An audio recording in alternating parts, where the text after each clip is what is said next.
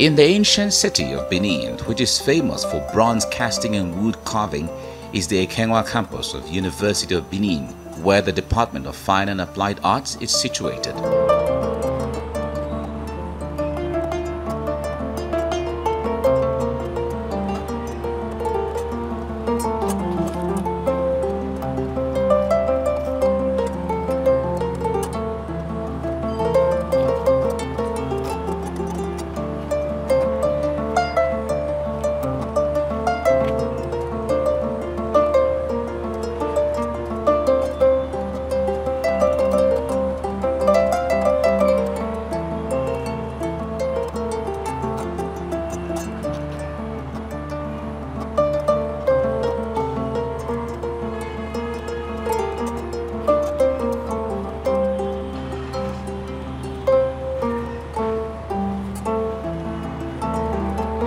I'm a product of this department. I had my first degree here and also had my MFA from this institution before I left here elsewhere for my PhD.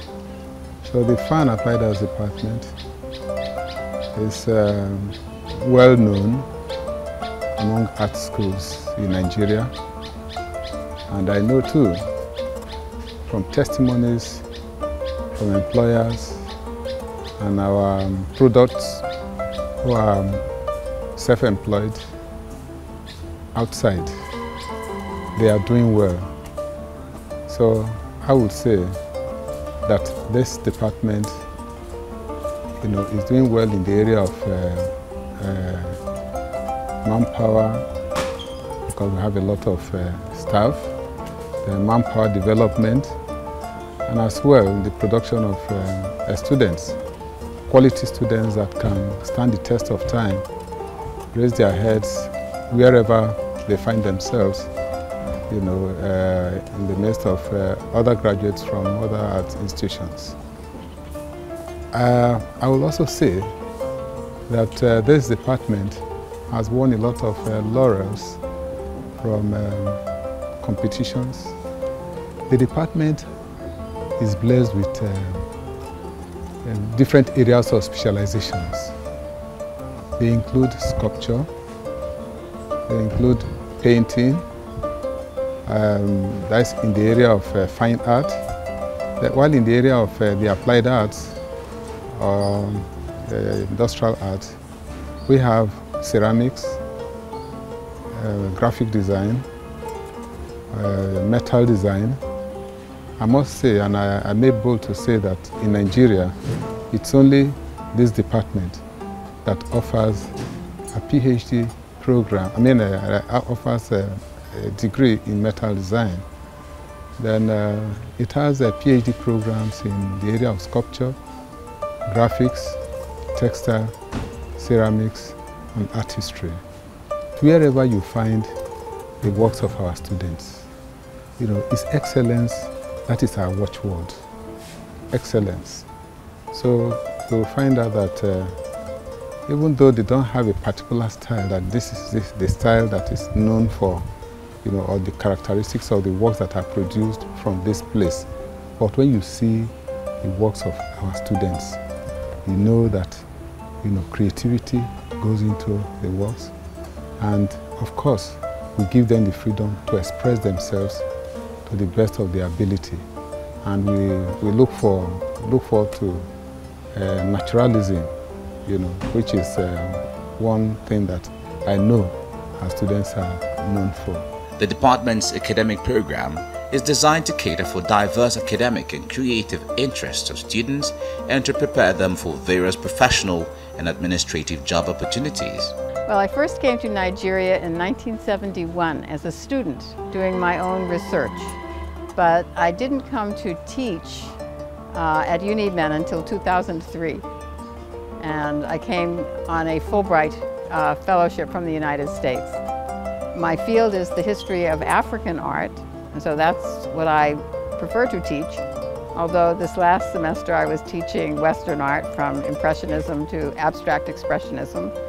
And this semester I'm teaching art of the African diaspora, to the art history majors, arts are basic to human life, and therefore they are also very important in our education, so that students can learn in some ways to empathize and to understand the people of other places and other times, because as they say, the past is another country.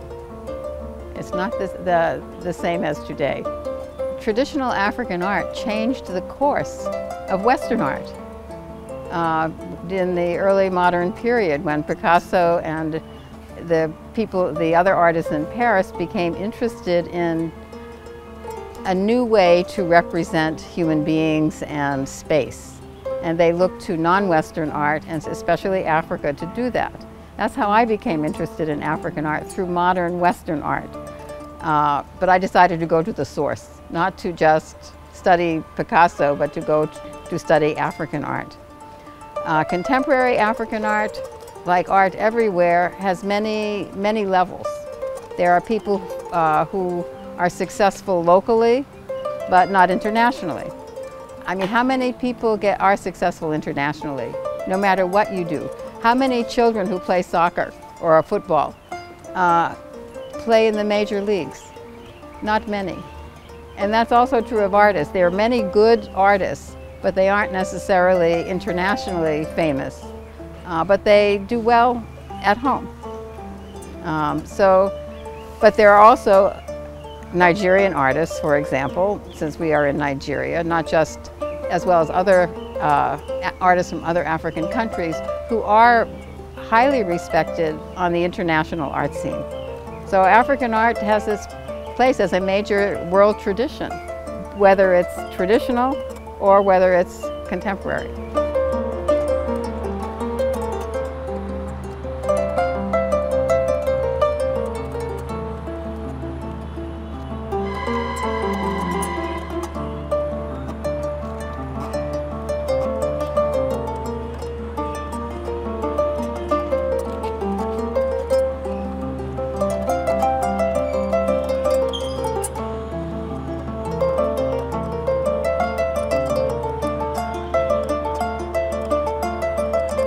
Employed in the Department of Fine and Applied Arts of the university, is one of Nigeria's most sought-after painter and arrowhead of visual arts, El Drag Leonard Okoju, popularly called El Drag.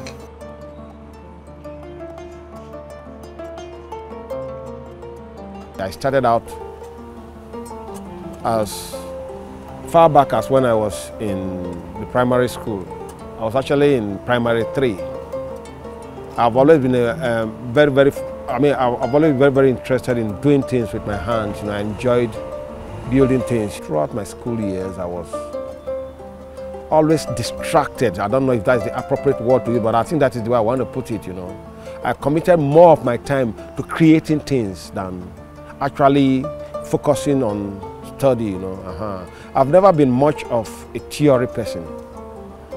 I believe in, instead of thinking of what to do about it, instead of talking about what to do about it, I believe in doing something about it, So it's like, I see a situation and I think of how to get it done without having to spend time all the time talking about it. And that has stuck over the years. When we were in secondary school, there was this guy too that was very, very good. He could paint. But you see, he had this problem, Anytime I was painting and I came around, he stopped working. And I asked him, how do you do this? And his response was always naive now. I'm going to tell you, see, history is a very, very funny thing. That's why I tell people every day, when you are dealing with someone that is growing, be careful because you don't know. You tell me, and I never forget, the expression stuck in my head. I asked him, how do you do this naive now? How do you do this naive now? His response was always naive now, naive now. So Monday, there was this other one, Nosakare Hollow, we call him Black Eye, who could paint, but he could only do monochrome in a cartoonish kind of way, He tried to teach me how to paint, and I learned 1 or 2 things from him, but they were not quite what I... Then, I think then my father just retired from the police force, and then that transition leave before he finally quits the barracks. when, you know, really the sun, not like Benin, the sun is grayish. So it had rained, and you know, against the cement floor. And the cemented floor was darker than the gray mud silt that had collected. So I was walking on the veranda when I think I slipped and fell. So in that process of trying to catch myself, the patterns I created on the floor, when I got up, the patterns gave me an idea, you know, because it's like I washed off the silt that was on the floor, the white silt, and it exposed it, and because of the way the whole thing moved, it created this, gave me an idea. I went to my room, collected my watercolor, got out this sheet of paper, and laid the wash on the paper. While it was still wet, I used the brush, doused the brush in water, and started using it to wash off some area to get the white of the paper to show. So I was replicating what I saw in the accident. I saw the way the thing came out, you know. Then I started trying it with different colors. Because then I didn't know the first thing about tone, you know. Like I said, I didn't know anything about the nomenclature of the trade, you know. So then I now started trying out painting realistic things, like maybe a pot or a cup.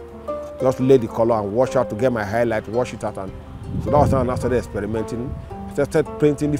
I remember the first painting I made of a human form. It was a figure on the back of a book, the Scarlet Pimpernel. My first formal class as an art student was in the University of Benin, the same department.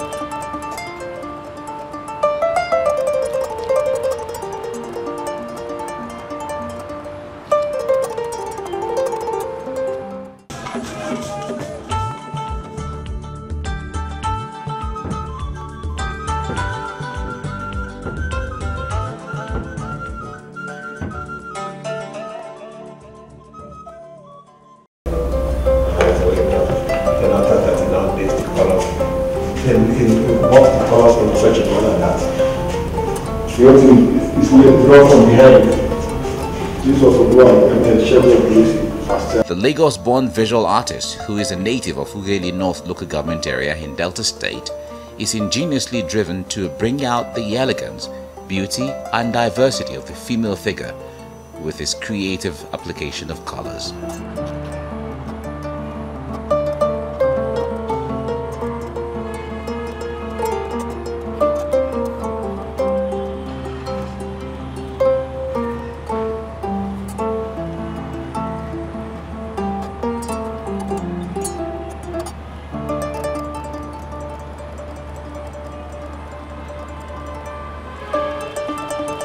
I am one of those people that believe that an artist does not define his style.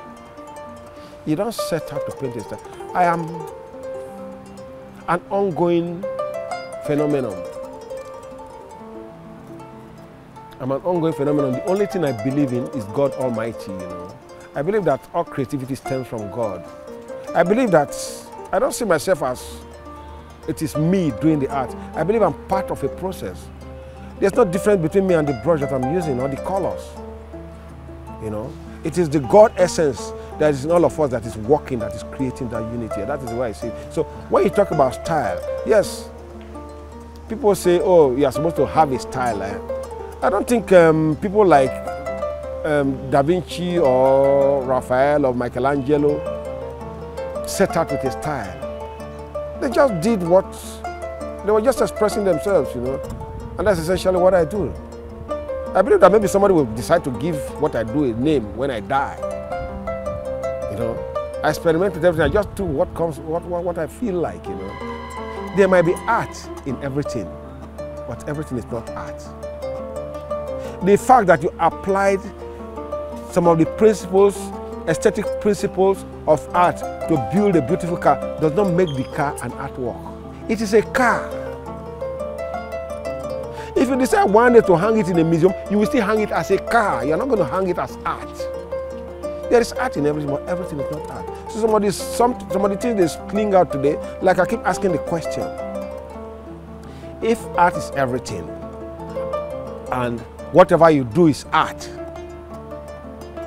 anything you do is art, that means everybody can do art. Then where lies our justification for being in an institution like this, training students to do what everybody can do? You get my argument, you know? Yeah, somebody talked about standards, institutions, that every institution has a tradition. That is why people go to school. But you still come out, the same people will still come out and condemn this roadside artist that is not qualified to be defined as an artist. Why? Because he does not have an academic background, so to speak. So where lies the ambiguity, you know, where lies the truth in it? There is art. Art has principles. There are laws that govern it. Rockstall has defined art long ago. Rockstall defined art long ago as anything created by a man that can stir emotion in a certain number of people over a period of time. And a work of art is greater in the extent to which it can stir emotion over the largest number of people over the longest period of time. So you don't come out and say everything is art. If everything is art, anybody can do art. My mother can sling color and give it. I can tell my mother to bring color. My mother never went to school. I can tell her, give her color, splash it on canvas and give it one fantastic name. The University of Benin is very, very flexible. We don't try to confine the students to a particular ideology. You know, it's like you leave them open, let them find the truth. Because art is an expression that comes from within you. The moment you impose your ideals on a student, you have just made a clone of yourself.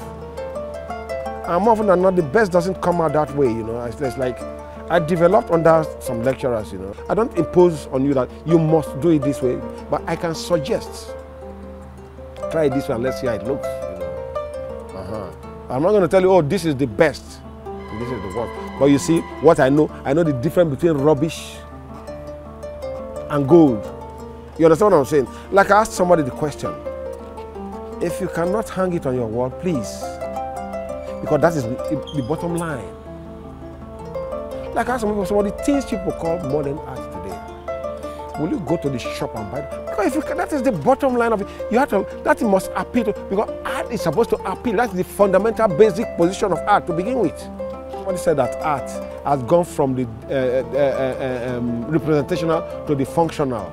And I was like, what is the word functional? Because the man that gave that definition didn't think about what he said before he said it.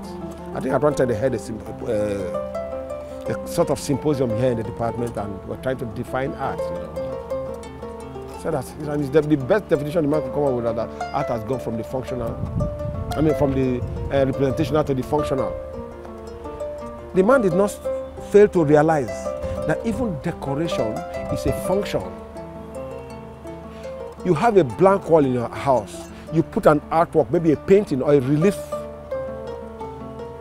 on that wall, it alters the way the wall looks. It gives you something to look at. It adds some value to that wall. Do you know what a painting of sunset does to you in a cold room? Each time you look at the painting, you actually feel the warmth of that sun. And then a painting has the natural tendency to expand space. Because that space inside the painting psychologically adds to the size of the room. Even though you cannot access it physically, you can access it mentally. Sitting and looking at that painting takes you into that picture, you know. So there are these things. So when you talk about functional, what is the word functional? The word functional is broad. And decoration is one of them. Hanging a painting on the wall to decorate it is a function. So when you say painting has gone from the representational to the functional, then there is a lot of ambiguity in that statement. Some of El Drag's works include Ododo, Metal Construction in Quicksilver, Song of the Rainforest, Rude Awakening, Moonlight, This House is Not for Sale, and many more.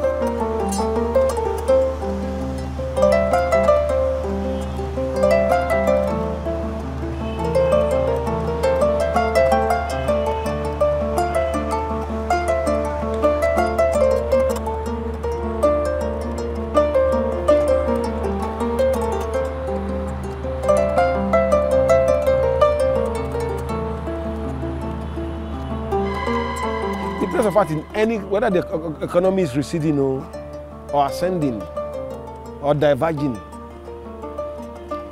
anywhere where they have value for art in the world, they know what it is. Art can be an export industry. But you see, we live in a society where, I'm sorry to say this, even amongst, so to speak, academics, the place of art is at the bottom, I'll tell you an experience I had. In my compound, I was constructing this water tank. The stand for my water tank at home. I have this welding machine, like I told you, I work with wood, I work everything, I was welding the stand, working on it at home. And this guy who was an electric car engineer, a neighbor of mine. I'm like, what are you doing? He said, you're trespassing into my field. I was like, your field? Go and find out. The first engineer was an artist. Go and find out about Da Vinci. 3 days later, he came to confess to me that, yes, that you enjoyed that. They actually studied Da Vinci, That your profession grew from mine. So, don't go and be telling me that I am trespassing. But you see, today, the average fine artist has been brainwashed into believing that, his profession is inferior to maybe the medical profession or the accounting, the law profession. If you get right down to it, art is the only profession that is actually in tune with nature. Most of the others are just service. You understand what I'm saying? They are just service. You understand? Art is the only profession that is an attempt to imitate God. Let me put it that way. What makes the University of Benin student unique is that we have this non-affiliated attitude approach to it. Like, for instance, if you take Auchi, for instance, if I see a fine art student from Auchi, if I see his work, the moment I see his work, I will know. If I see Yaba College of Technology, a student from Yaba College of Technology, if I see his work, I will know. Even ABU, to some extent. You understand? But Uniben is all styles, but no style. Because we allow this freedom. Because we believe that there is no best way to do it. There is no best way to do it. We all write A. Your A would definitely look different from mine, but they will both be A. But please don't write B and try to convince me it is A. That is the problem I have with the modern art thing. When I try to begin to bring all this philosophy and philosophical jargon into it, that's where the problem comes in. It's not about logic, it's about the truth. You say, you say it's A and I say it is B. No, that is, you're trying to mislead everybody. Because if everything is A, then we cannot recognize A. Like somebody, I paint a portrait of you, and somebody comes and paints a different version and it doesn't look like you, and he says that is the way he sees you. Something is wrong with that argument. Because if we are at will to see everybody the way we are, then it will be difficult to describe anybody. No, Uniben, it is all style, but no style. We allow a lot of freedom, a lot of freedom. We don't impose any particular, and I think that is what has made us excel, We don't impose any particular style on the students. Just allow, and we'll look for the qualities that are good in what you have done. El Drag, whose paintings are mostly done with the medium of oil, expresses his love for the beauty, color, and diversity of the Nigerian culture through his works. And that's where we draw the curtains on today's edition of Africarts. For coverage of African arts and cultural programs, do contact the producer on Africarts at tvcnews.tv. You can also follow us on Twitter at TVC Africarts. Till we come your way again next time, it's goodbye.